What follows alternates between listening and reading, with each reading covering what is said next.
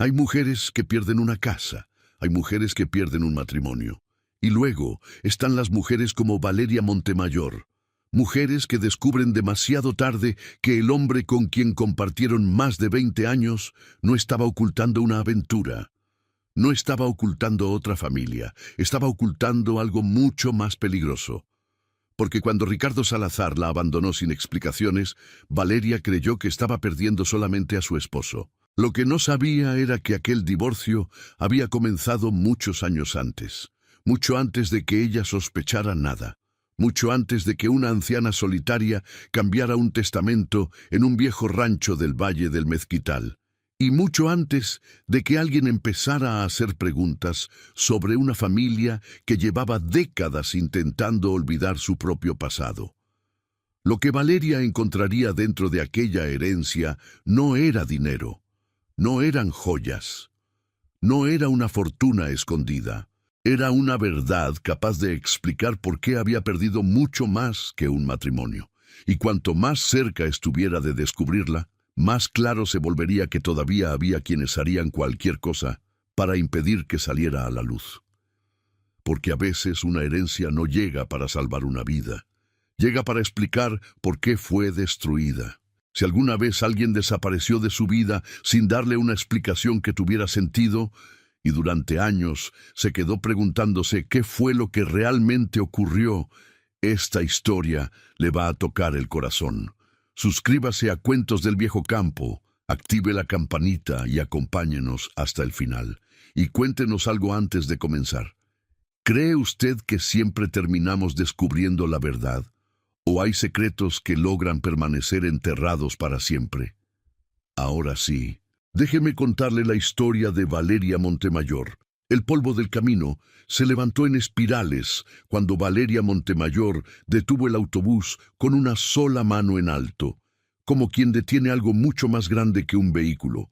Llevaba una maleta de cuero gastado, un bolso de tela cruzado al pecho y la cara de una mujer que ha decidido algo de manera definitiva. No de una mujer que espera, de una mujer que ya tomó la decisión y va hacia ella sin mirar atrás, sin calcular el costo de lo que deja, sin pedirle permiso a nadie. 42 años, sin casa, sin marido, sin hijos, sin dinero que valiera la pena contar, pero con un papel en la mano, una escritura vieja, amarillenta, con el sello de un notario que había muerto 20 años atrás, que decía que el rancho La Encantada, en el Valle del Mezquital, estado de Hidalgo, año del señor de 1948, pertenecía ahora a Valeria Montemayor, heredera única de su tía abuela Elena Montemayor, fallecida sin descendencia directa a los 78 años de edad en el mes de agosto de ese mismo año. El conductor del autobús la miró desde arriba con la expresión de quien no está seguro de haber escuchado bien. San Miguel de los Olivos. Más adelante, dijo ella, me avisa en el crucero del Mezquite Grande. ¿El rancho ese que está solo en el valle? El mismo. El hombre no dijo nada más, pero en el espejo retrovisor, Valeria vio cómo intercambiaba una mirada con el pasajero del asiento delantero. Una mirada que no era de extrañeza ordinaria, era de algo diferente, era de reconocimiento incómodo, del tipo que se produce cuando alguien pronuncia un nombre que el pueblo entero conoce, pero que nadie ha dicho en voz alta desde hace mucho tiempo. Valeria guardó la escritura en el bolso y miró por la ventana. Los magueyes pasaban uno tras otro como centinelas grises a los lados del camino, con sus pencas abiertas hacia el cielo de octubre, que estaba limpio y alto y azul, de esos que solo se ven en el altiplano hidalguense cuando el temporal ya pasó y el aire todavía no ha secado todo lo verde que dejó el agua. Los cerros al fondo tenían ese color de pasto recién mojado que huele a tierra fértil si uno cierra los ojos y lo imagina bien. Tierra que alguien había trabajado durante generaciones. Tierra que alguien había documentado, medido, registrado con cuidado. Tierra que de un momento a otro había dejado de ser de quien debía ser. Ella no cerró los ojos. Los tuvo abiertos todo el tiempo, mirando cada detalle del paisaje, como quien llega a un lugar que tal vez no va a dejar en mucho tiempo, registrando los mezquites y los huizaches y las milpas todavía verdes y los caminos de tierra que se abrían a los lados del camino principal hacia ranchos y ejidos que no tenían nombre en ningún mapa que ella conociera. Había salido de la Ciudad de México esa mañana con lo que cabía en una maleta de cuero y un bolso de tela. Había dejado atrás el cuarto rentado donde vivió los últimos 8 meses. En una vecindad de la colonia Guerrero, donde el agua caliente llegaba solo 3 días a la semana y las paredes eran tan delgadas que uno se aprendía de memoria las conversaciones de los vecinos. Había dejado la Singer de pedal, que no era suya, sino de la dueña de la vecindad, con la que Valeria hacía encargos de costura a domicilio para pagar la renta y los frijoles. Había dejado la certeza pequeña y predecible de que mañana sería igual que hoy, que la semana que viene sería igual que esta, que la vida a los 42 años tenía las dimensiones exactas de lo que era y no prometía nada que no pudiera cumplir. Ricardo Salazar le había dado el divorcio sin pelea y sin explicación suficiente. Simplemente había llegado un día con los papeles ya firmados de su lado y había dicho que ya no, que la vida los había llevado por caminos distintos, que era mejor así para los dos, que no había nada personal. Y el mundo que ella creía suyo, la casa, los ahorros, la tranquilidad del futuro armado, ladrillo a ladrillo durante 20 años, había desaparecido entre acuerdos que ella nunca entendió del todo y deudas que él dijo que existían y que tal vez existían o tal vez no, porque Valeria nunca supo bien a bien los números reales de lo que tenían y lo que debían, y esa ignorancia le había costado más de lo que cualquier otra cosa en su vida.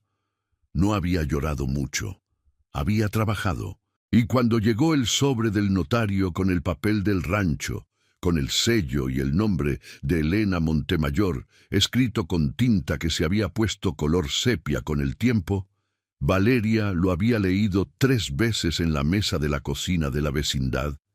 Había doblado la escritura con cuidado de costurera, doblando exactamente por las líneas originales, sin crear pliegues nuevos. La había guardado en el fondo del bolso y había empezado a hacer su maleta, no porque esperara encontrar un tesoro, sino porque no tenía nada más, y cuando no tienes nada más, cualquier cosa que quede en pie es un punto de partida, y los puntos de partida no se desprecian, se trabajan. El crucero del Mezquite Grande era exactamente eso, un árbol viejo y retorcido, con el tronco partido en 2 por algún rayo de hace décadas, que había sobrevivido igual. Creció chuecos los 2 lados del tronco, siguiendo cada uno su propio camino hacia el cielo, y ahí estaban los 2 todavía, tan distintos entre sí y tan del mismo árbol, haciendo sombra suficiente para un hombre y su mula y una mujer con maleta que se baja de un autobús en medio de ningún lugar. Valeria se bajó antes de que el conductor terminara de frenar. «El rancho está como a 3 kilómetros por ese camino», dijo el conductor señalando una vereda de tierra que se perdía entre los huizaches y los cardones. «No hay cómo llegar en vehículo, pues el camino está cerrado desde hace quién sabe cuántos años. Se cayó un puente chico sobre el arroyo y nadie lo repuso». «¿Cuándo fue eso?» «Antes de que yo empezara a manejar esta ruta. Hace 15 años, cuando menos». «Gracias», dijo Valeria. «Señora». Ella ya caminaba. La vereda era angosta y el suelo estaba duro de la temporada seca que acababa de terminar. Las piedras salían a cada rato entre la tierra color ocre y había que andar con cuidado para no torcer un pie.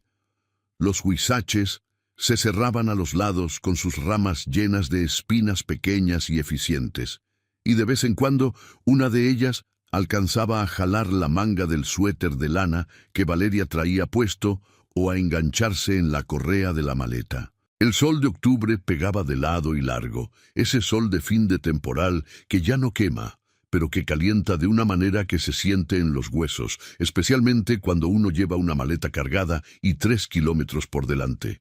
Valeria los caminó sin detenerse. Contó los magueyes para no pensar en el peso. Contó 15, 20, 30. Contó los vuelos de zanates que pasaban en bandadas hacia el norte. Contó los cerros que se veían al fondo. Dejó de contar cuando apareció la curva que bajaba hacia el pequeño valle y vio el rancho por primera vez. Era más grande de lo que imaginaba. Tenía una casa principal de adobe con techo de teja que en algún momento había sido encalada de blanco y ahora era del color de la tierra que la rodeaba. Un blanco sucio que se había ido volviendo crema y luego ocre y luego casi tierra. Había un corredor con 3 arcos hacia el frente, sostenidos por columnas de adobe gruesas que todavía estaban rectas.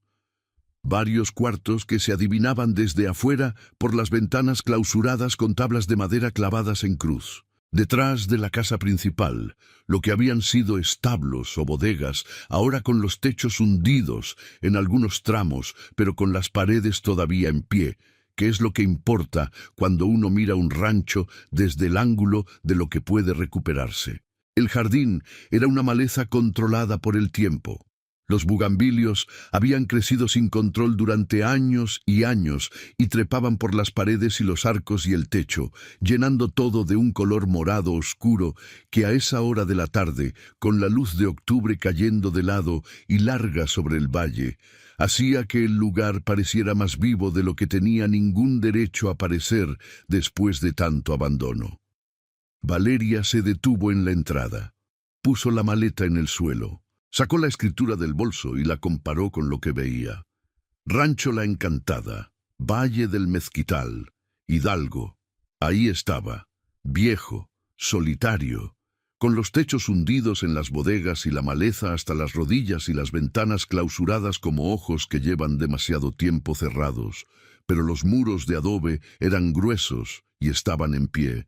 Las columnas del corredor eran rectas, los arcos no mostraban fisuras que importaran, el techo de teja de la casa principal, desde donde estaba, se veía entero. 20 años de matrimonio con un hombre que compraba y vendía pequeñas propiedades le habían enseñado a ver los huesos de una construcción debajo de la apariencia del tiempo. Sabía que las grietas en el aplanado eran diferentes de las grietas en el adobe. Sabía que un techo con tejas sueltas era diferente de un techo con vigas podridas. Sabía que las paredes que sudan humedad son distintas de las que sudan problema estructural. Los huesos de este rancho eran buenos. Eso fue lo primero que supo de La Encantada. Sacó la llave que el notario de la Ciudad de México le había entregado junto con la escritura. Una llave de hierro forjado, larga, con un trabaje elaborado en la cabeza que ya no se hacía desde antes de que ella naciera. La miró un momento en la palma de la mano y luego caminó hacia la puerta principal. La cerradura no se dio a la primera vuelta, ni a la segunda. A la tercera, con la llave girada 2 vueltas completas hacia la derecha y un empujón firme con el hombro, la puerta de madera gruesa se abrió con un sonido que venía desde muy adentro, como si la casa soltara el aire que había guardado durante décadas, un suspiro de madera vieja y polvo y algo que podría haber sido lavanda si hubiera quedado rastro de lavanda. Que tal vez sí había, porque el olor era suave y extrañamente limpio para un lugar que nadie había pisado en meses. Valeria entró. El interior olía a tiempo detenido.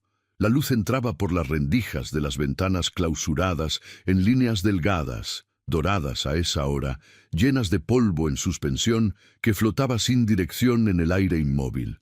Había muebles cubiertos con telas de algodón amarillentas, estantes con libros acomodados con la lógica de alguien que organizaba su biblioteca personal, un aparador con vajilla de barro dentro, ordenada por tamaño, una mecedora junto a la ventana más grande, con un cojín de tela bordada en el asiento, bordado a mano con flores que alguien había cosido con mucho tiempo y mucha paciencia. Todo en orden. No como un lugar abandonado por descuido o por huida, sino como un lugar que alguien dejó arreglado a propósito, con la certeza de que alguien más iba a llegar algún día y la voluntad de que lo encontrara presentable. Valeria recorrió los cuartos uno por uno. Encontró la cocina con los utensilios colgados en su lugar. Encontró un cuarto con cama de hierro y colchón cubierto con frazada doblada. Encontró un baño pequeño con tinaja de barro. Y al fondo del corredor encontró algo que no esperaba. Una puerta diferente a las demás. Las otras puertas del rancho eran de madera gruesa con herrajes de hierro del siglo pasado. Esta era igual en la madera y en los herrajes, pero tenía además un candado nuevo, del tipo que se compra en cualquier ferretería, con llave pequeña de metal brillante, sin pátina, sin óxido. Alguien lo había puesto recientemente. Alguien que sabía que esa puerta debía quedar cerrada hasta que llegara quien tuviera la llave correcta. Valeria lo tocó con la punta de los dedos. No tenía llave para ese candado. Dio media vuelta y fue a buscar dónde dormir. Mañana buscaría la llave. Esa noche, mientras comía el pan duro y el queso que había traído en el bolso desde la ciudad, Valeria escuchó el rancho. Los sonidos de una casa vieja que se acomoda alrededor de quien acaba de entrar. Las vigas de madera que crujen cuando la temperatura baja, el viento entre las tejas, algún animal pequeño que camina por el techo con pasos de cosa liviana, los grillos afuera en la maleza, los coyotes lejos en la sierra aullando algo que no era queja, sino señal. No sintió miedo. Sintió que el lugar la observaba, que estaba siendo medida por algo que no tenía nombre concreto, pero que era real, y que dependía de ella si pasaba esa medición o no. A la mañana siguiente, antes de que saliera el sol, tomó su rebozo y fue al pueblo. San Miguel de los Olivos tenía plaza central, con iglesia de cantera rosa, mercado cubierto, tienda de abarrotes con toldo de lona desteñida y casas de adobe con flores en los macetones del corredor, que en octubre todavía estaban llenas de color. A esa hora de la mañana, las mujeres ya estaban en el mercado y los hombres se reunían afuera de la presidencia municipal. Valeria entró a la tienda de abarrotes. Pidió maíz, frijol negro, chile seco, manteca, jabón de lavadero, velas de cera y caja de cerillas. La mujer detrás del mostrador la miraba con esa mirada de pueblo chico que lo registra todo sin parecer que está mirando. La ropa, la manera de hablar, el acento que no es del valle, pero tampoco es completamente de la ciudad. ¿Es usted de fuera?, preguntó mientras ponía las cosas en una bolsa de red. Llegué ayer al rancho La Encantada, dijo Valeria. Soy la heredera. La mujer detuvo las manos un momento sobre el mostrador, solo un momento, luego siguió empacando con los mismos movimientos de siempre. ¿Conocía usted a doña Elena?, preguntó Valeria. Todo el mundo la conocía por nombre, dijo la mujer midiendo sus palabras. Era una señora muy para ella, muy reservada, no bajaba mucho al pueblo. ¿Hace cuánto murió? Como 2 meses, agosto. La mujer le dio la bolsa y el cambio. ¿Usted es familia directa? Sobrina nieta, del lado de su hermano Rodrigo. Ah. La mujer no dijo más, pero en ese había algo que Valeria empezó a aprender a leer en los días siguientes. Una contracción, un cuidado deliberado, una voluntad de no decir lo que se sabe, porque decirlo en voz alta tiene costos que no valen la pena. Cuando Valeria salió de la tienda, 2 mujeres que platicaban en la banqueta callaron al verla pasar. No de manera grosera, de manera cuidadosa, calibrada. El tipo de silencio que no es falta de tema, sino exceso de tema. Valeria lo registró y siguió caminando. Era la segunda vez que el nombre Montemayor producía ese efecto, o más bien, era el nombre el que lo producía, y el rancho venía adherido a ese nombre como algo que el pueblo entero conocía, pero que nadie quería tocar directamente. De regreso al rancho, Valeria pasó la tarde en actividad sistemática. Limpió el cuarto de la cama, abrió las ventanas para que entrara el aire, revisó el techo desde afuera, revisó las paredes, revisó las vigas del corredor. El lugar era recuperable, más que recuperable. Por la tarde fue al cobertizo de herramientas. Adentro había serrucho, martillo, barreta mediana, varios metros de alambre galvanizado, pala de mano y herramientas de huerto guardadas con aceite en las partes metálicas para que no se oxidaran. Encontró también, colgado en un clavo cerca de la puerta, un pequeño manojo de llaves de metal distintas entre sí, atadas con un hilo de ixtle, con una etiqueta de cartón doblada que decía en letra grande, firme, vertical, sin adornos. Para el cuarto del fondo, Valeria tomó el manojo y fue directamente a la puerta con candado. La primera llave no entraba, la segunda encajó con un clic limpio y el candado se abrió. Adentro había un cuarto más pequeño que los demás, con una sola ventana clausurada. Las paredes estaban cubiertas de estantes de madera construidos a medida, sólidos, del tipo que alguien hace cuando sabe que va a usarlos durante mucho tiempo. En los estantes había cajas de cartón numeradas con tinta del 1 al 12, perfectamente alineadas, cuadernos de distintos tamaños apilados en orden, carpetas atadas con listón de colores diferentes, varios frascos de vidrio con papeles enrollados adentro, y en el centro del cuarto, sobre una mesa de trabajo de madera oscura, abierto en una página específica como si alguien lo hubiera dejado ahí con toda la intención del mundo, un libro grueso de tapas de cuero negro. Un diario. Valeria se acercó despacio, como quien se acerca a algo que sabe que va a cambiar las cosas. Leyó la primera línea de la página que estaba abierta, escrita con letra firme y vertical, sin adornos. Si estás leyendo esto, encontraste el manojo de llaves en el cobertizo donde siempre lo dejé. Eso significa que llegaste con la escritura, que el notario Fuentes cumplió con lo que le encargué y que eres quien yo pensaba que eras. Siéntate. Tómate el tiempo que necesites. Lo que tienes enfrente te va a llevar semanas, no horas. Pero cuando termines de leer lo que hay en este cuarto, vas a saber todo lo que yo supe y vas a poder hacer lo que yo no pude. Valeria miró alrededor del cuarto. Las 12 cajas numeradas, los cuadernos, las carpetas, los frascos, 30 años de trabajo de una mujer que había vivido sola en un rancho del Valle del Mezquital, esperando que alguien llegara a continuar lo que ella había construido. Luego miró el diario. Luego se sentó. He decidido escribir todo lo que sé y todo lo que he podido probar.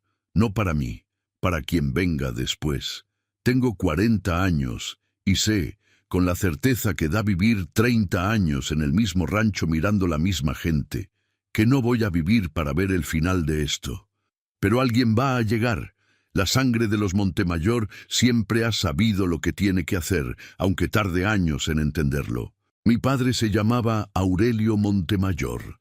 Nació en este rancho en 1854 y murió en él en 1919, creyendo hasta el último día que lo que había firmado en 1915 había sido su propia decisión libre. Yo sé que no fue así. Yo estaba en esa sala. Aurelio Montemayor fue dueño de tierras fértiles en el Valle del Mezquital durante 40 años. No haciendas de las grandes, no de las que tenían casco con fuente y capilla y cientos de peones, pero sí terrenos buenos, 182 hectáreas con manantiales propios, pastizales de temporal, una milpa grande en el Potrero Sur que producía 2 cosechas al año en buen temporal y acceso al arroyo que corre por el lado oeste del valle. Las tierras no eran de lujo, pero eran nuestras, bien documentadas, con escrituras en el registro del estado de Hidalgo desde 1878, cuando mi abuelo las compró de manera legítima. En 1914, cuando la revolución todavía estaba convirtiendo todo en cenizas y nadie sabía bien a bien quién mandaba ni qué leyes regían, mi padre recibió la visita de un hombre que llegó en caballo al rancho un martes de mañana y se presentó como representante de los nuevos poderes del Estado. Se llamaba Próspero Villanueva. Ese nombre es el primero que tienes que recordar. Escríbelo, no lo pierdas de vista. Valeria lo escribió en la libreta que había comprado en el pueblo. Fue a las cajas numeradas y abrió la número 1. Adentro había documentos doblados en 4, algunos con sellos de notaría, algunos escritos a mano en papel oficial. Los fue revisando uno por uno con la misma concentración con que revisaba una tela antes de cortarla. buscando dónde fallaba el hilo, dónde se rompía la continuidad de algo que debía ser continuo. Encontró un contrato de compraventa fechado en marzo de 1915. 182 hectáreas con sus manantiales, pastizales y acceso al arroyo, transferidas de Aurelio Montemayor a Próspero Villanueva por la suma de 300 pesos. Valeria no necesitaba ser abogada para saber que esa suma era ridícula en cualquier año. En 1915, con el país en llamas y la tierra valiendo lo que siempre valía la tierra buena con agua, era directamente una estafa con firma de notario. La firma de Aurelio Montemayor en la parte de abajo era torpe, temblada, la de un hombre mayor que firma sin querer hacerlo o sin entender del todo lo que está firmando, o entendiendo perfectamente lo que firma y sabiendo que no tiene otra opción. Fue al diario y buscó lo que Elena decía sobre esa firma.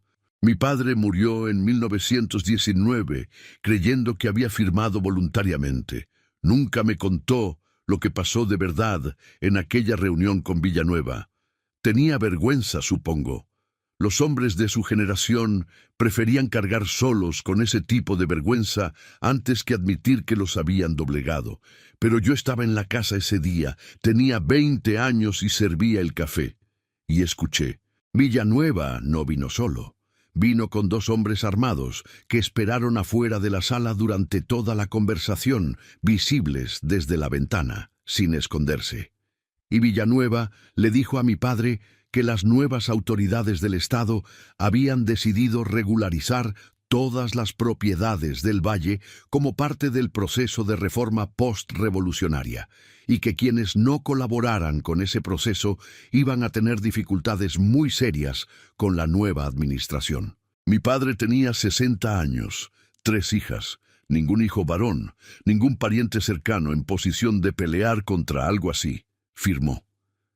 Yo guardé silencio durante años porque era joven y no sabía qué hacer con lo que había visto, pero en 1921 ocurrió algo que lo cambió todo.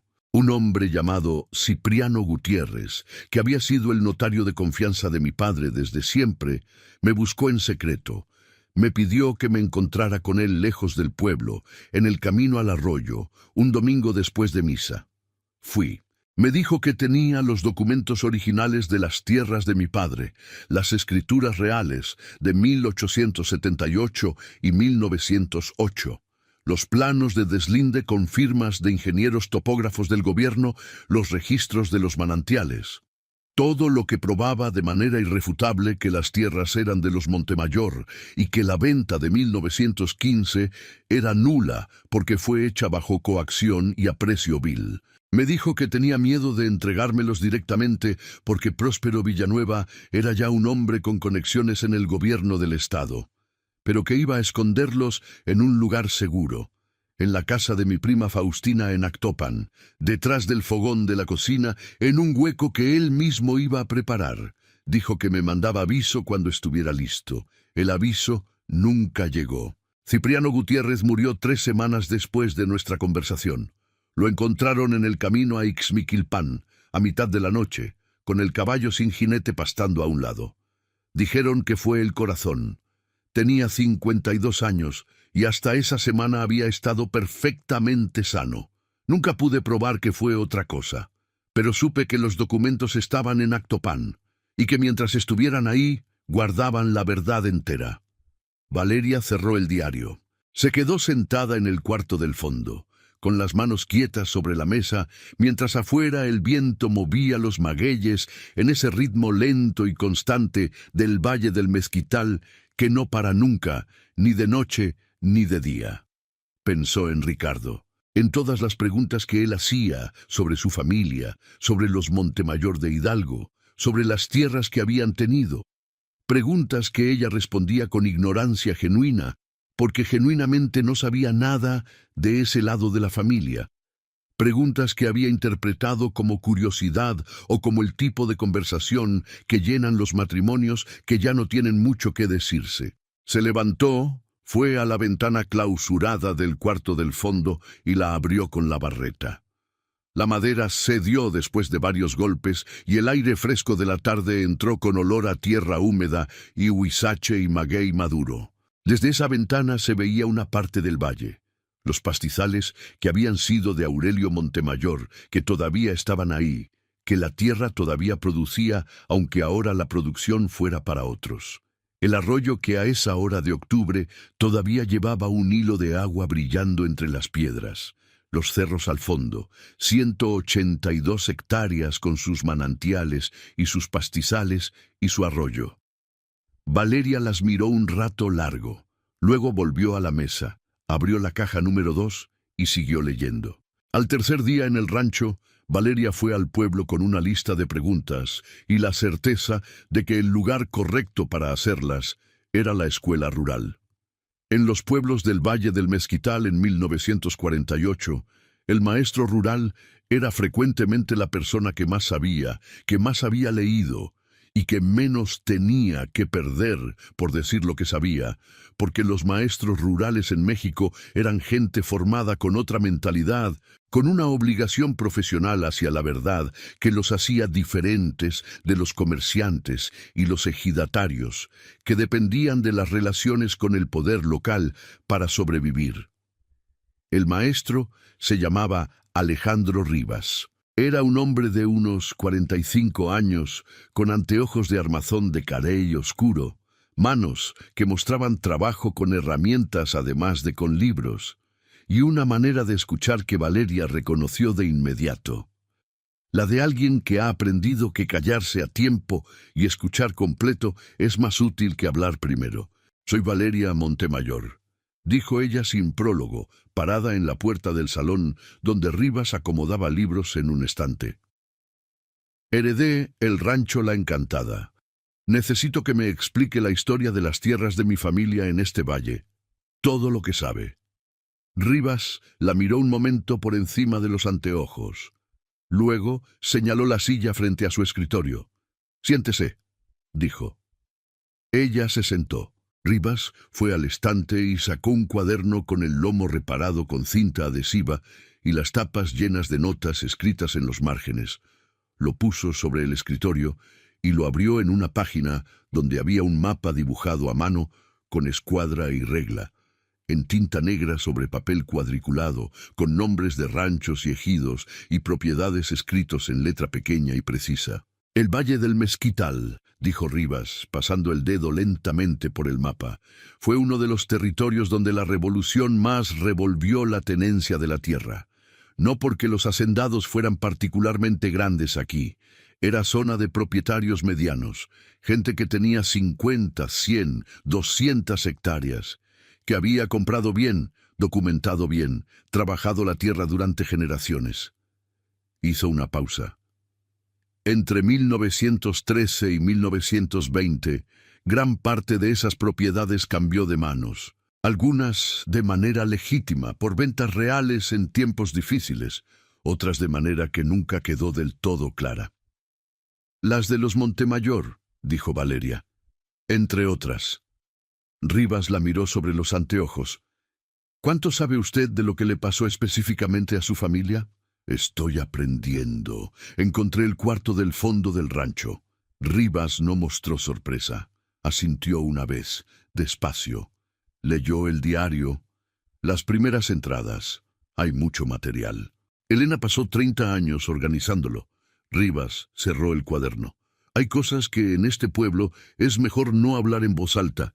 No porque sean secretas, sino porque las familias que se beneficiaron de lo que pasó siguen teniendo mucho poder aquí.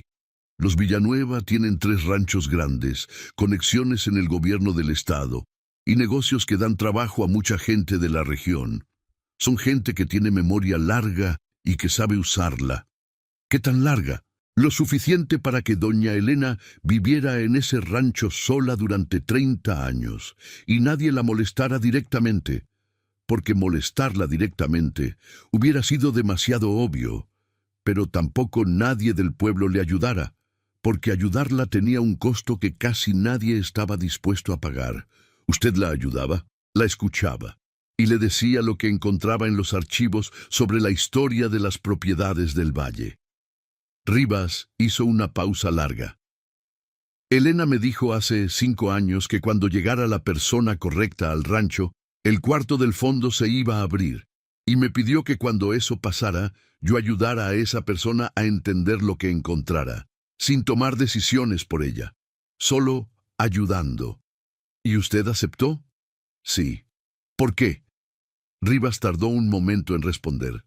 Porque Elena tenía razón en lo que estaba haciendo. Y porque hay cosas que uno sabe que son verdad y que simplemente no pueden seguir enterradas para siempre, aunque enterrarlas sea más fácil que sacarlas a la luz. Valeria lo miró. Entonces empiece explicándome todo lo que sabe sobre los Villanueva, desde el principio. Rivas abrió el cuaderno del mapa en la primera página y empezó a hablar. Habló durante casi 2 horas.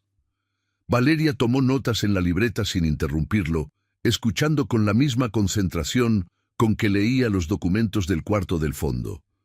Buscando el hilo, verificando dónde conectaba con lo que ya sabía, marcando lo que todavía no entendía para preguntarlo después. Cuando Rivas terminó, el sol ya estaba cayendo por el lado oeste del valle, y el salón de la escuela estaba lleno de una luz naranja larga que hacía que los mapas en las paredes parecieran más reales que nunca. ¿Cuántas familias más?, preguntó Valeria. Elena identificó 6, incluida la suya. Rivas se quitó los anteojos y los limpió. Pero en los archivos del registro de la propiedad de Ixmiquilpan, probablemente hay más que ella no encontró. Voy a ir a Ixmiquilpan. Tenga cuidado con cómo hace las preguntas allá, dijo Rivas. El registro de la propiedad es un archivo público. Usted tiene todo el derecho de consultar.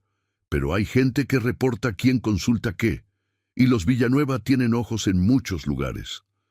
Gracias por el aviso, dijo Valeria. Se levantó, guardó la libreta en el bolso y se dirigió a la puerta. Señora Montemayor, dijo Rivas. Ella se volvió. Elena esperó 30 años a que alguien llegara con el apellido correcto y la determinación necesaria. Rivas la miró directamente. Yo creo que acertó. Valeria no respondió. Salió al corredor de la escuela y caminó de regreso al rancho con el sol de octubre largo en la espalda y la libreta llena de notas apretadas en el bolso. Doña Petra y el silencio que habla. A la semana de estar en el rancho, Valeria fue al tianguis del jueves.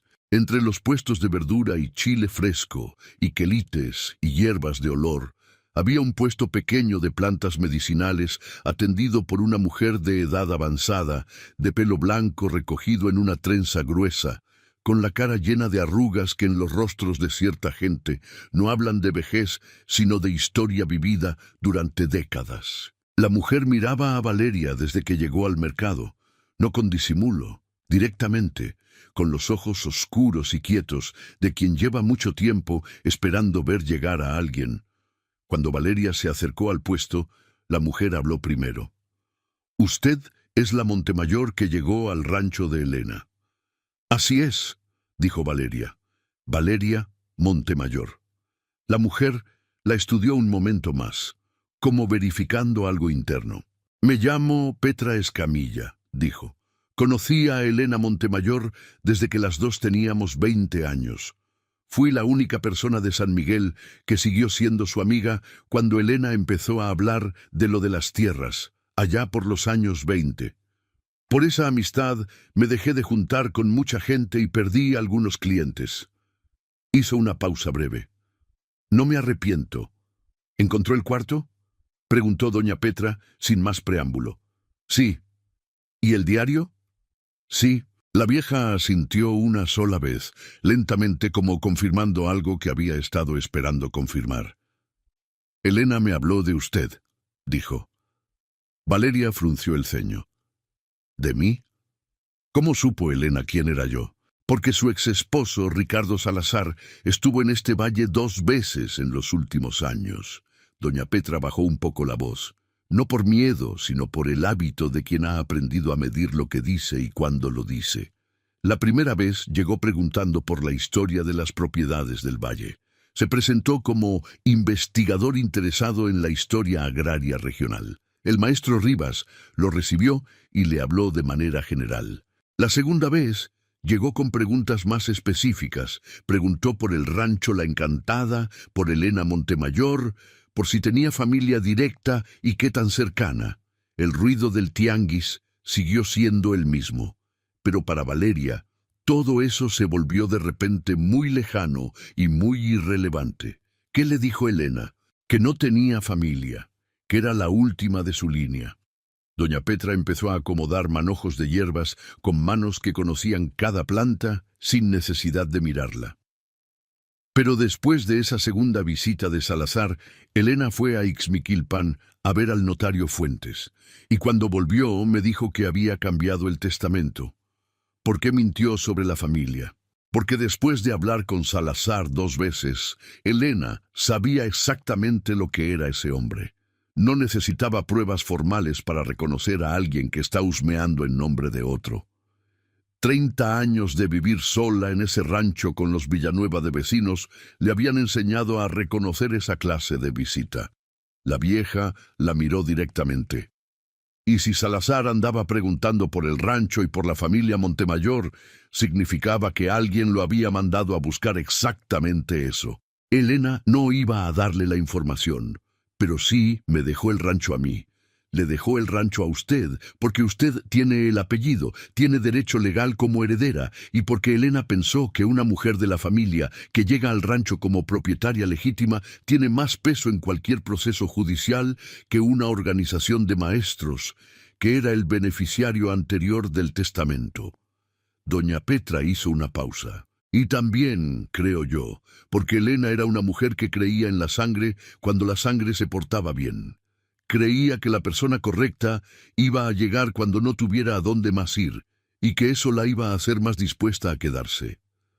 ¿Usted sabe lo que hay en ese cuarto?, preguntó Valeria. Sé lo que Elena me fue contando a lo largo de 30 años, las piezas sueltas, no el conjunto completo. Elena nunca le contó el conjunto completo a nadie, porque sabía que mientras más personas supieran, más fácil era que llegara a oídos de quien no debía. Necesito su ayuda para entender lo que estoy leyendo, dijo Valeria. Usted vio vivir esta historia. Los documentos me dicen lo que pasó en papel. Usted puede decirme cómo fue de verdad. Doña Petra la miró un momento largo. Yo no sé de leyes ni de registros, dijo. No le estoy pidiendo eso. La vieja guardó silencio. Luego recogió el manojo de ruda que un cliente había revuelto y lo ordenó con movimientos precisos, cada hierba en su lugar. «Vengo mañana al rancho», dijo finalmente. «Si hay atole caliente, mejor». Valeria asintió. «Voy a tenerlo listo antes de que llegue». El diario de Elena. Tercera y cuarta entradas, 1928 y 1935. Valeria fue leyendo las entradas del diario en orden, noche tras noche, con la vela encendida en el cuarto del fondo y los cuadernos de las cajas abiertos alrededor, como un mapa que se iba completando con cada nueva lectura. La tercera entrada estaba fechada en 1928. En este año entendí que esto no era solo la historia de mi familia. Próspero Villanueva no había venido al valle a robarle las tierras solo a mi padre.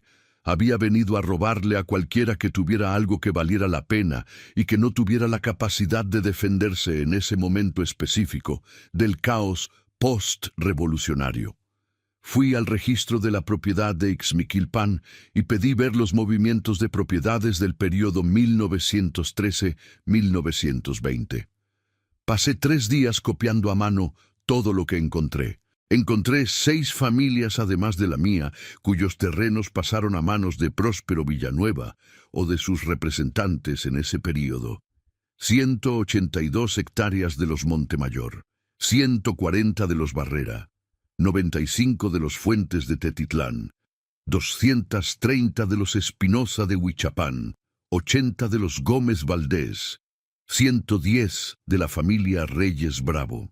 Más de 800 hectáreas de tierra fértil con agua, adquiridas en menos de 7 años, por precios que en todos los casos eran ridículos, con testigos en los contratos que en varios casos no existían o que firmaron por nombre de personas que no conocían el contenido. Esto fue una operación. No fue oportunismo, fue una operación planeada que aprovechó el caos de la revolución de manera sistemática, y las familias que se beneficiaron de ella construyeron sobre esa base las fortunas más grandes del valle. Ese año tomé la decisión de documentarlo todo, cada propiedad, cada contrato, cada irregularidad, sin saber si algún día alguien lo iba a usar, sin saber si yo iba a vivir para verlo, simplemente porque la verdad no puede perderse. La cuarta entrada, de 1935, era la más larga que Valeria había leído hasta entonces. Hoy tuve la primera confrontación directa. Un abogado que trabaja para los hijos de Próspero Villanueva se presentó en el rancho un martes de mañana. Joven, bien vestido, con modales de ciudad. Dijo venir de manera amistosa. Dijo que su cliente estaba interesado en adquirir el rancho La Encantada para redondearlo con las propiedades contiguas.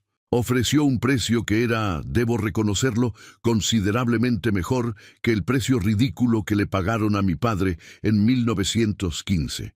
Le dije que no estaba en venta. El abogado sonrió. Dijo que era una lástima, que una mujer sola en un rancho tan alejado de todo tenía muchos riesgos que tal vez no estaba considerando bien, que los caminos de la sierra no eran seguros, que las cercas se caen solas a veces. Le dije que los caminos de la sierra los había caminado desde niña y que las cercas yo las reparaba sola. Se fue. Al día siguiente encontré la cerca del Potrero del Norte cortada en 3 puntos. La reparé yo misma con el alambre que había en el cobertizo. Me tomó toda la tarde. 2 semanas después encontré al perro que cuidaba el rancho tirado junto a la bodega, muerto sin señal visible de golpe ni de mordida de víbora. Lo enterré detrás del huerto. Conseguí otro perro en el pueblo, una perra de rancho joven que aprendió rápido lo que necesitaba aprender.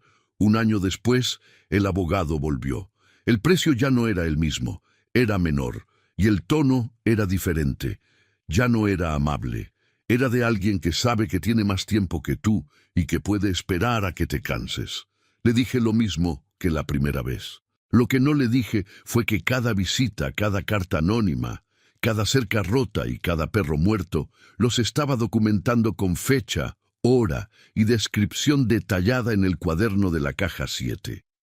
Que estaba construyendo un archivo que ningún abogado bien pagado iba a poder desmontar de un golpe porque era demasiado grande y demasiado detallado, y estaba organizado con demasiado cuidado. Ellos creían que me estaban cansando. Yo los estaba documentando. Valeria cerró el diario esa noche y miró las 12 cajas numeradas en el estante. 30 años de documentación. No era evidencia perfecta. Elena lo decía en sus propias páginas. No era abogada. No siempre había podido verificar todo lo que registraba. Algunos testimonios que copiaba eran de segunda o tercera mano. Pero era el mapa. Era la estructura que cualquier proceso legal necesitaría como punto de partida. Y además de ese mapa, estaban los documentos originales en Actopan que todavía no había ido a buscar. Fue la noche anterior al viaje a Actopan. Valeria llevaba 3 semanas en el rancho. 3 semanas sin ciudad, sin la Singer de pedal, sin los encargos de costura que daban estructura predecible a los días. 3 semanas viviendo con lo que cabía en una maleta, cocinando sobre el fogón de leña que había aprendido a manejar de nuevo, cargando agua desde la pila del corredor porque la bomba del pozo necesitaba reparación que todavía no había podido pagar. Las manos le dolían de trabajo físico diferente al de la costura. Las rodillas protestaban en las mañanas frías del valle. Esa noche estaba sentada en el cuarto del fondo, con la caja número 7 abierta enfrente, revisando los cuadernos de seguimiento de Elena, cuando de repente el peso de todo lo que estaba haciendo se le puso encima de una manera física y concreta. No fue un pensamiento dramático, no fue una crisis. Fue simplemente que las manos se le detuvieron sobre el cuaderno y no se movieron durante un rato que no supo medir. 42 años, sola, en un rancho que no conocía hasta hace 3 semanas, siguiendo el rastro de un robo que ocurrió 30 años antes de que ella llegara. Sin dinero real, sin abogado todavía, sin ninguna garantía de que al final de todo esto hubiera algo que valiera el costo. Persiguiendo documentos en nombre de un hombre muerto que ni siquiera era su abuelo directo, para probar una verdad que el Valle del Mezquital entero sabía, pero que nadie quería decir en voz alta, porque los que se habían beneficiado del robo seguían teniendo el poder de hacer la vida difícil a quien los señalara. Pensó en el cuarto rentado de la colonia Guerrero, en la Singer de Pedal y los encargos que llegaban semana a semana, en la vida pequeña y predecible que había dejado. Era una vida con las dimensiones exactas de lo que era, sin pretensiones, sin enemigos, sin el tipo de cansancio que produce trabajar contra algo que tiene más poder que tú. ¿Y si Elena había pasado 30 años documentando algo que al final no servía para nada? ¿Y si los Villanueva tenían razón, no en lo que habían hecho, sino en que era demasiado tarde para deshacerlo? ¿Y si los documentos de Actopan ya no estaban, o la prima Faustina había muerto, o el hueco del fogón había sido descubierto hace años por alguien que no sabía lo que tenía? Valeria se quedó sentada con esas preguntas un rato largo. Luego, sin decidirlo exactamente, volvió los ojos al cuaderno abierto enfrente, y lo que encontró no fue una respuesta a sus preguntas. Fue algo más concreto. Era la entrada del cuaderno de seguimiento del año 1938. Elena había anotado la descripción de una visita que había recibido ese año. El hijo mayor de Celestino Villanueva había llegado al rancho a caballo un domingo de mañana, sin abogado, sin hombres armados, solo. Había tocado a la puerta del rancho y cuando Elena abrió, le había dicho que venía a hablar como vecino, no como adversario. Le había dicho que lo que había pasado en los años de la Revolución había sido difícil para todos, que su padre había actuado como actuaban todos los que podían en esos años, que ya no había nada que hacer con el pasado. Elena había respondido, según su propia anotación, le dije que el pasado no era el problema era el presente, donde las tierras de mi padre producían para su familia y no para la que debía producir. Le dije que mientras eso siguiera siendo así, yo iba a seguir documentándolo. Se fue sin responder. Al final de la anotación, Elena había escrito una sola línea más pequeña que las demás.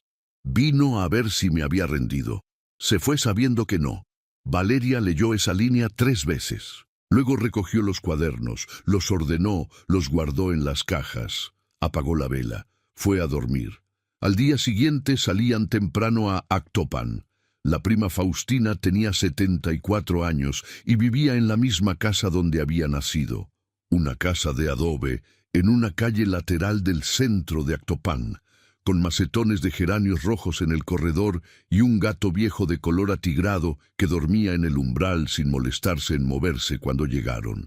Valeria se presentó con el nombre y el grado de parentesco. Faustina la miró un momento con los ojos de alguien que está verificando algo interno. ¿Usted es hija de quién?, preguntó. Soy nieta de Rodrigo Montemayor, hermano de Aurelio. Ah, la vieja la dejó pasar sin más preámbulo. Ya me tardaba alguien del apellido en venir a preguntar por esas cosas. La cocina era exactamente como Elena la describía en el diario. Fogón de leña contra la pared del fondo, construido de adobe con acabado de barro cocido, con la pared del lado derecho haciendo un ángulo donde el fogón se unía con la pared lateral. Ahí atrás, dijo Faustina señalando el ángulo. Mi madre me dijo que lo dejara solo, que el día que llegara alguien de los Montemayor a preguntar, que les mostrara dónde estaba, que no tocara nada antes de eso. ¿Nunca miró lo que hay adentro?, preguntó Valeria. ¿Para qué, si no era mío? Valeria se agachó junto al fogón. Con la barreta pequeña que había traído en el bolso, separó el aplanado viejo de la unión entre el fogón y la pared. El adobe cedió sin mucho esfuerzo. Alguien había preparado ese hueco con la intención de que fuera accesible cuando llegara el momento. Adentro había un espacio forrado con una caja de metal soldada a la medida, que guardaba adentro una bolsa de cuero sellada con correas que estaban rígidas pero enteras después de todos esos años. Valeria las aflojó con cuidado, sin forzar. La bolsa de cuero de adentro olía a cera de abeja. Alguien la había impermeabilizado antes de esconderla. Los documentos adentro estaban en estado perfecto. Escrituras originales de 1892 y 1908, con los sellos del registro del estado de Hidalgo. Contratos de compraventa legítimos, con sus precios reales y sus testigos identificados. Planos de deslinde que mostraban con precisión los linderos, los manantiales, el arroyo, los registros de propiedad en regla. Todo lo que probaba de manera irrefutable que las tierras habían pertenecido a los Montemayor y que la venta de 1915 era nula. Y al fondo de la bolsa, doblado con más cuidado que los demás, un documento diferente, una declaración escrita y firmada por Cipriano Gutiérrez, el notario, fechada en octubre de 1921, redactada con la formalidad de alguien que sabe que lo que escribe puede usarse en un tribunal, en la que describía punto por punto lo que había visto en la reunión de 1915. Los dos hombres armados, las palabras exactas de Villanueva, el precio ridículo, la firma de un hombre mayor bajo amenaza implícita. La declaración tenía dos testigos con firma y huella dactilar. Valeria la leyó de pie junto al fogón de la cocina de Faustina, con Rivas esperando en la puerta y el gato viejo rozando sus pies, y la leyó 3 veces entera antes de doblarla de nuevo. Cipriano Gutiérrez había muerto 3 semanas después de escribir esa declaración, pero antes de morir la había escondido donde sabía que iba a estar segura, donde nadie iba a buscarla porque nadie sabía que existía. Valeria envolvió todos los documentos de nuevo en la cera, los guardó en el bolso de cuero, lo cruzó al pecho con el mismo gesto con que había cruzado la escritura del rancho el día que llegó al valle. «Gracias», le dijo a Faustina. La vieja la miró con los ojos de quien ha esperado mucho tiempo a que algo llegue a su destino. «¿Va a poder hacer algo con eso?», preguntó. «Voy a intentarlo», dijo Valeria. Faustina asintió. «Cuídese de los Villanueva», dijo. «Son gente que lleva mucho tiempo siendo poderosa, y la gente que lleva mucho tiempo siendo poderosa tiene una idea muy fija de cómo debe seguir siendo el mundo». «Ya sé», dijo Valeria. «Pero también», siguió Faustina, «son gente que nunca esperó que alguien llegara con esto, porque nadie llegó en 30 años, y eso los hizo descuidados con la guardia. La gente que no ha sido desafiada en mucho tiempo se olvida de cómo es que alguien te puede desafiar de verdad». Valeria la miró. «Eso es lo que me dijo doña Petra también. Es que es la verdad», dijo Faustina, «y la verdad, cuando se repite, se vuelve más verdad todavía». De regreso al rancho, esa misma noche, con los documentos de Actopan guardados en la caja número 1 junto con las copias que Elena había hecho, Valeria abrió la última sección del diario. Las entradas de 1946 y 1947. La letra ya era más lenta y más grande, con el temblor visible de las manos que ya no obedecen tan bien. Pero era la misma letra firme y vertical, la misma letra que no pide disculpa y no da rodeos. Visitante esta semana, un hombre de unos 40 años, que llegó con el pretexto de preguntar por tierras de compra en el valle. Se presentó como investigador interesado en la historia agraria de la región. Habló con el maestro Rivas. Habló con el presidente municipal. Luego pasó por el rancho y tocó a la puerta y preguntó si yo consideraría vender. Le dije lo mismo que a todos, no. Pero este hombre dejó su nombre por si acaso cambiaba de opinión. Eso no lo hacen los turistas ni los investigadores. Eso lo hacen los que vienen con una misión específica y quieren dejar abierta la puerta. El nombre que dejó es Ricardo Salazar. No lo conozco, pero mandé aviso a Petra para que preguntara discretamente en Ixmiquilpan. La respuesta llegó 10 días después. Ricardo Salazar tiene relaciones de negocios documentadas con el despacho jurídico Villanueva y asociados de Pachuca. el mismo despacho que ha representado a la familia en sus asuntos de propiedad desde hace 8 años. Ya sé lo que necesitaba saber sobre él, pero hay algo más que no buscaba y que encontré. Salazar está casado con una mujer que se llama Valeria Montemayor, familiar de mi línea, según pude rastrear, nieta de Rodrigo, hermano de mi padre Aurelio. No puede ser coincidencia que el representante del despacho de los Villanueva esté casado con una Montemayor directa. No puede ser casualidad. Mañana voy a Ixmiquilpan a ver al notario Fuentes. Voy a cambiar el testamento. Si ella llega aquí, va a ser porque lo perdió todo. Y quien llega después de haberlo perdido todo y encuentra un rancho con 12 cajas de documentos y un diario, o se va o se queda. Si se queda, es la persona correcta. Si se va, no era la persona correcta. Y los documentos van a seguir esperando a alguien más. No sé si voy a conocerla. Probablemente no. Pero ya hice lo que pude hacer. Valeria cerró el diario. Afuera el valle estaba completamente oscuro y completamente silencioso, salvo los grillos y el viento entre los magueyes. Las estrellas sobre el altiplano hidalguense en octubre son de las más claras del país. Sin ciudad cerca, sin luz artificial, el cielo es puro y negro y lleno de puntos brillantes que parecen estar muy cerca. Pensó en Ricardo, en 20 años de matrimonio. En las preguntas sobre su familia, sobre los Montemayor de Hidalgo, sobre las tierras que habían tenido. Preguntas que ella respondía con ignorancia genuina, porque genuinamente no sabía nada de ese lado de la familia.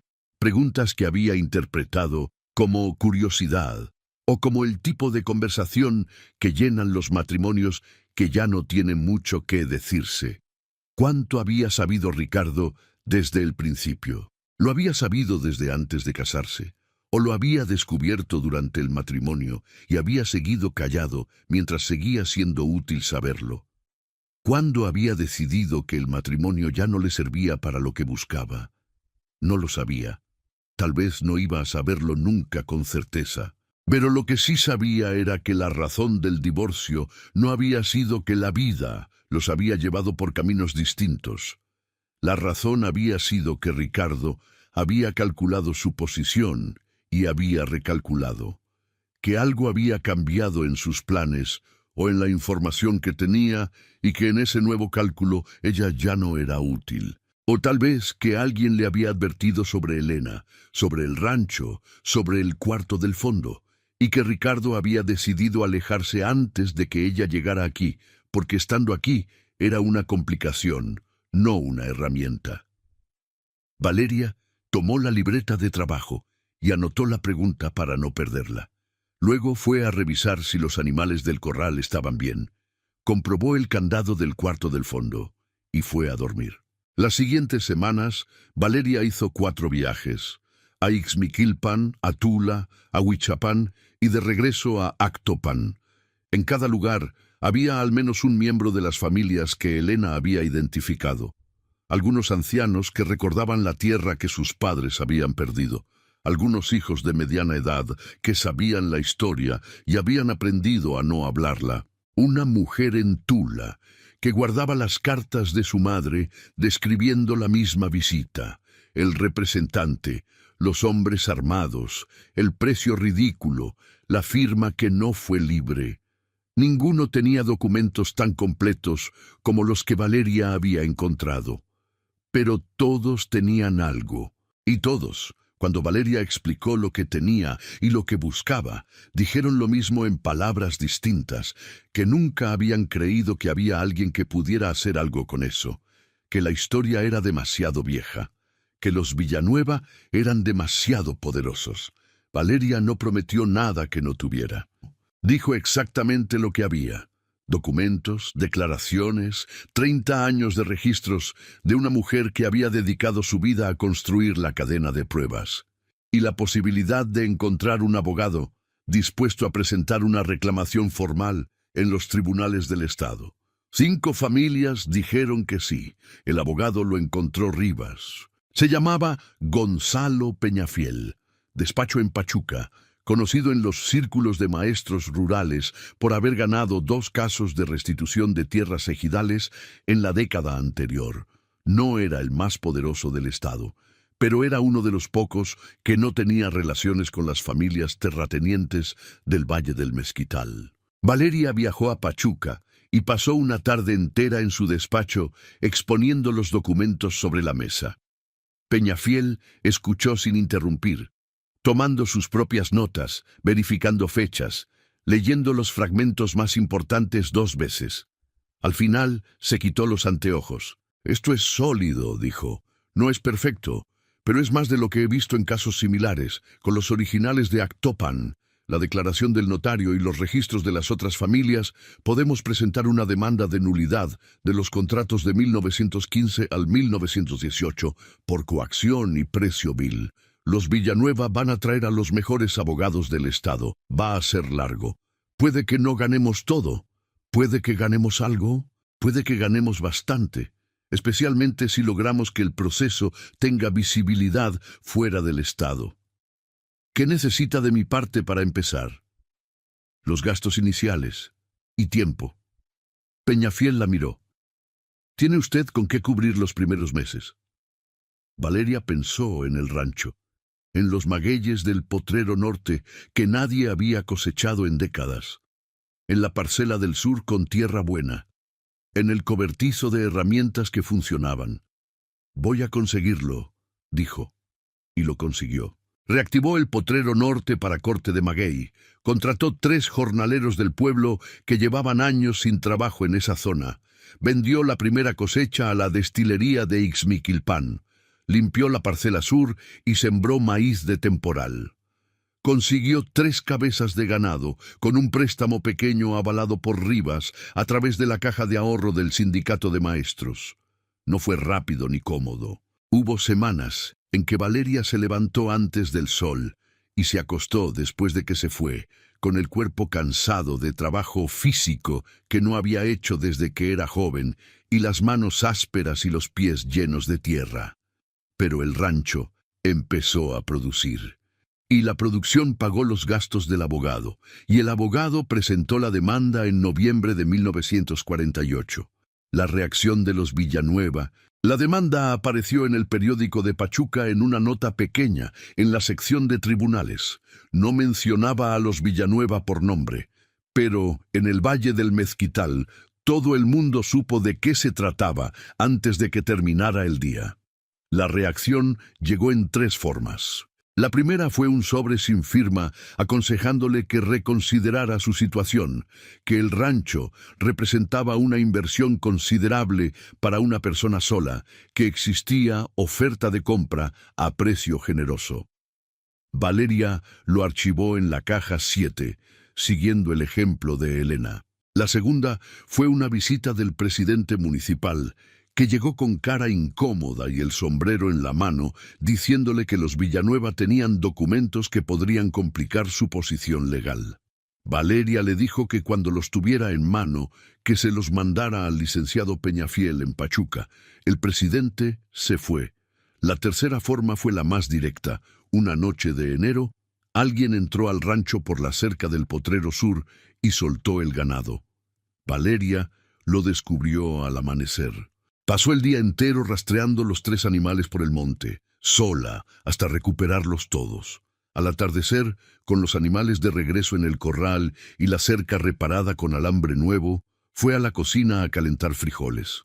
Doña Petra, que había llegado mientras ella estaba en el monte, la encontró sentada a la mesa comiendo sin decir nada. «¿Cómo están los animales?», preguntó la vieja. «Bien, asustados, pero bien». «¿Y usted?». Valeria comió un momento en silencio. «Elena aguantó 30 años», dijo al fin. «Sí, yo llevo 4 meses». Doña Petra se sentó al otro lado de la mesa y se sirvió frijoles del comal sin que nadie se lo ofreciera, con la familiaridad de quien ya ha hecho eso muchas veces. «Elena me dijo una vez que lo más difícil no era cuando te hacían algo», dijo la vieja. «Era esperar a saber si lo iban a hacer. Cuando ya actuaron, ya sabes a qué atenerte, y eso tiene su alivio». ¿Eso la reconfortaba a ella? No la reconfortaba, la orientaba, que es diferente. Valeria terminó sus frijoles. Mañana voy a Pachuca a contarle al licenciado lo del ganado, dijo. Esto se suma al expediente, lo que Ricardo sabía. En marzo de 1949, 4 meses después de presentada la demanda, llegó una carta de Ricardo Salazar. Decía que había escuchado de la situación en el valle y que si ella necesitaba información sobre los movimientos recientes de los Villanueva en el registro de la propiedad, él podía proporcionarla. No decía por qué. No decía que había cambiado. No ofrecía disculpa de ningún tipo. Valeria la leyó 2 veces. Luego escribió 3 líneas, que si tenía información relevante, que la enviara al despacho del licenciado Gonzalo Peñafiel en Pachuca, que el licenciado evaluaría si podía ser útil al caso, que ella no necesitaba nada más de su parte. La selló y la mandó con el cartero. Luego fue a trabajar al Potrero Norte.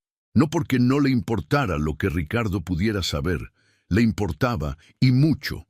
Pero la historia de las tierras de los Montemayor no dependía de lo que Ricardo Salazar decidiera hacer o no hacer. Dependía de los documentos de Actopan, de la declaración del notario muerto, del trabajo del abogado en Pachuca, de las 5 familias que habían dicho que sí, del rancho que producía lo suficiente para pagar los gastos. Dependía del trabajo que ella había hecho. Y ese trabajo ya estaba hecho. El fallo del tribunal. El fallo llegó en agosto de 1949. No fue una victoria total. Peñafiel lo había advertido desde el principio y Valeria lo había escuchado con los oídos bien abiertos. Lo que el tribunal declaró fue que los contratos de compraventa del periodo 1915-1918 presentaban irregularidades sustanciales que requerían investigación adicional, y que durante ese proceso las propiedades en disputa quedaban en estado de cautela. No podían venderse, hipotecarse ni transferirse. Era suficiente.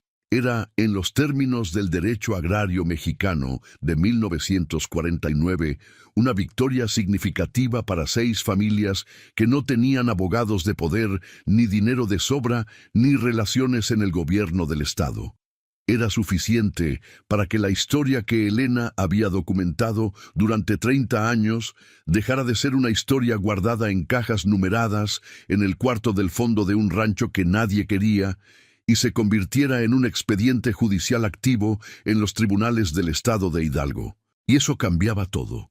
Peñafiel llamó a través del teléfono de la presidencia municipal para darle la noticia.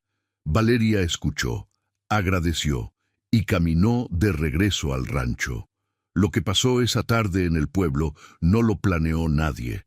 La noticia viajó de boca en boca con la velocidad que tienen las noticias en los pueblos chicos, cuando son del tipo que la gente llevaba años esperando escuchar sin saber que las estaba esperando.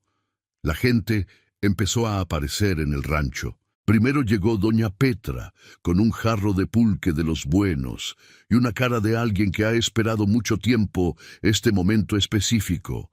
Luego los 3 jornaleros del maguey con sus sombreros en la mano que dijeron que habían escuchado la noticia y querían saludar.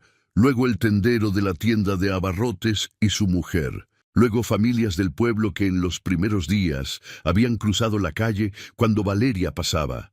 No por maldad, sino por esa precaución que enseña la experiencia de ver a muchos intentar lo que ella intentó y no lograrlo, y que ahora llegaban con tortillas recién hechas, envueltas en un trapo de cocina y una actitud de querer estar presentes en algo que tenía que ver con ellos también, aunque no hubieran estado al inicio.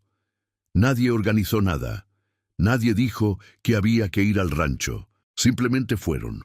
Y el rancho, que Valeria había encontrado cerrado y silencioso y lleno de polvo en suspensión 8 meses atrás, estaba esa tarde lleno de voces y de olor a tortillas y a pulque bueno y a humo de leña de la cocina encendida. Alejandro Rivas llegó con el cuaderno del mapa bajo el brazo y se sentó en el corredor junto a Valeria, mientras adentro alguien había encontrado la guitarra vieja que colgaba en la sala y empezaba a tocarla sin mucho arte, pero con ganas genuinas.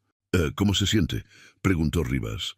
Valeria miraba el valle en la luz de agosto, que a esa hora era una luz dorada y larga que hacía que los magueyes del potrero norte parecieran de metal brillante. Elena no llegó a ver esto, dijo. No, dijo Rivas. Pero lo organizó para que alguien lo viera. Eso es distinto a no haberlo hecho. ¿Cree usted que sabía que iba a ser yo? Rivas pensó un momento antes de responder. Creo que sabía que iba a ser alguien que no fuera a parar, y puso el rancho en el lugar donde esa persona iba a llegar cuando no tuviera a dónde más ir. El resto lo hizo usted. Valeria no respondió de inmediato. El valle del Mezquital se extendía delante de ella en la luz de la tarde, los pastizales que habían sido de Aurelio Montemayor, el arroyo que brillaba lejos, los cerros con sus pinos al fondo. «Voy a quedarme», dijo al fin. No lo dijo para que Rivas lo escuchara. Lo dijo para que lo escuchara el valle. «Ya lo sé», dijo él. Valeria la leyó esa noche, cuando todos se habían ido, y el rancho volvió al silencio que era suyo de noche. No sé cuánto tiempo me queda. Los días buenos son buenos todavía, pero los días difíciles son más de los que eran antes. El cuerpo ya tiene sus propias opiniones. Pero el trabajo está hecho. 30 años de trabajo están en las cajas, numeradas, en orden, con todo lo necesario para que alguien que llegue aquí pueda entender la historia entera y pueda hacer con ella lo que yo no pude. No porque me haya faltado voluntad, sino porque la voluntad sola no alcanza cuando el tiempo se acaba. Solo falta una cosa que yo no podía dejar, los años que van a hacer falta para terminar esto. Esos van a tener que ponerlos ella, porque yo sé que va a ser una mujer. No sé cómo lo sé, pero lo sé con la misma certeza con que sé cuándo va a llover en el valle. Y lo que sí puedo decirle es esto. Las tierras de los Montemayor no son lo más importante de lo que hay en este rancho. Lo más importante es lo que se puede hacer cuando alguien decide que la verdad no tiene fecha de vencimiento. Que lo que es correcto sigue siendo correcto aunque nadie lo esté mirando, y aunque nadie lo vaya a premiar, y aunque cueste todo lo que cuesta. Cuídate, quien sea que estés leyendo esto. Hiciste bien en quedarte. Valeria cerró el diario. Lo puso en el centro de la mesa del cuarto del fondo, en el mismo lugar donde lo había encontrado, abierto en la misma página donde Elena lo había dejado. Luego apagó la vela. Afuera, los grillos del valle del Mezquital hacían el sonido de siempre, que es el sonido de algo que no para porque no necesita parar. Algo que simplemente continúa, noche tras noche, con o sin que nadie lo escuche, porque es lo que hace. Valeria se quedó un momento de pie en el oscuro, con la mano todavía sobre el diario cerrado. Luego fue a dormir. Esta historia es la de todas las mujeres que alguna vez llegaron a un lugar que parecía no tener nada, y descubrieron que lo tenía todo, solo que había que saber buscarlo y estar dispuesta a quedarse el tiempo necesario para encontrarlo. Si esta historia le llegó al corazón, suscríbase a Cuentos del Viejo Campo, déjenos su like y activen la campanita para no perderse las próximas historias que vienen en camino. Compartir este tipo de relatos es lo que mantiene vivas estas voces del viejo campo mexicano. Y antes de que se vayan, ¿alguna vez llegaron a un punto donde todo indicaba que debían rendirse y aún así decidieron seguir? No por razón práctica, sino porque sabían, sin poder explicarlo del todo, que rendirse sería traicionar algo que valía más que la comodidad de parar. Cuéntenlo en los comentarios. Acá los leemos todos.